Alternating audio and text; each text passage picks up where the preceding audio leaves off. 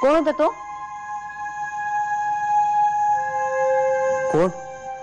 नाही, ज्याच्या बरोबर घाईघाईने बाहेर पडलात ना तू.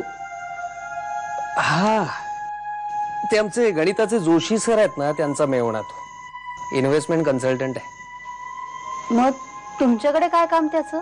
ते नेहमीच, या स्कीम मध्ये पैसे गुंतवा, त्या स्कीम मध्ये पैसे गुंतवा, 5 वर्षात डबल होतील, 10 वर्षात मरेपर्यंत पेन्शन मिळेल. जाम पिच्छा पुरवतो तो.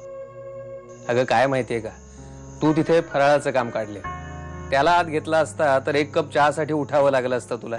भूक लागली म्हणालात आणि न जेवताच घराच्या बाहेर पडलात, म्हणून जीव कळवळला माझा. बाकी काही नाही. भूक खरंच मला जाम लागली होती त्यावेळी. असं जेवणाचं नाव घेऊन न जेवता घराच्या बाहेर पडू नये. संकट येतं म्हणे आशाने. शिरलाच बहुतेक एखादा डासात. दिवाळीत आई बाबा येणार आहेत. खरंच छान. त्यामुळे आमची भेट तरी होईल. नाही नाही, त्यांची तुमची भेट नाही घालून देऊ शकत मी. म्हणजे अहो, सांगणार काय त्यांना? म्हणजे काय? हा सॉरी, तू त्यांना काही सांगितलं नाहीयेस ना? हो ना. पण मैत्रीण म्हणून, म्हणजे मी तुझी एक मैत्रीण म्हणून सांगू शकतेस. तुमच्याशी मैत्री खरंच नाही वाटणार आईला.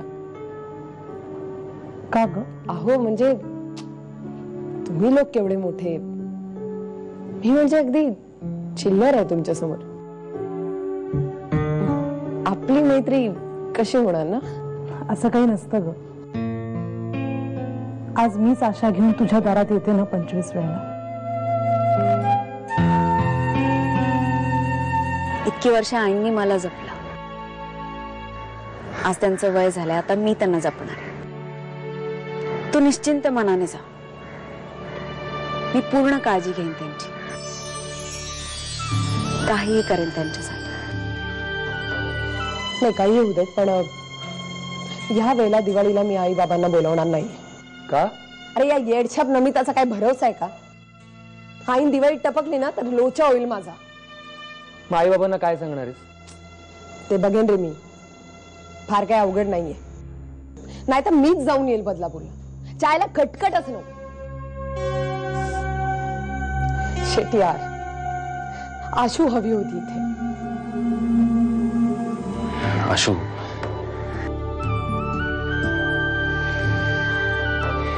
या बाबतीत माझा तुझ्यावर पूर्ण विश्वास आहे. म्हणूनच मी निर्धास्तपणे चाललोय.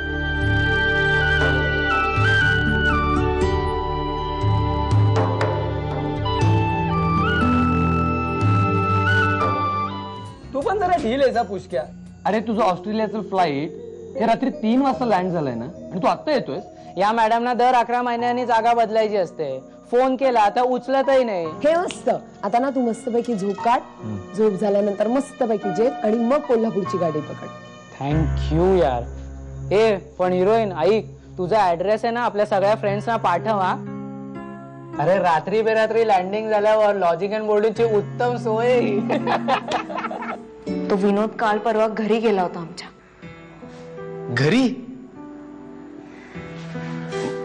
मग वहिनी? म्हणून सांगत होते दादाला या प्रकरणात गुंतवू नको. या प्रकरणात म्हणजे काय? किडनॅपिंग स्मगलिंग करतोय का मी? कर्जच काढलंय ना राजरोस.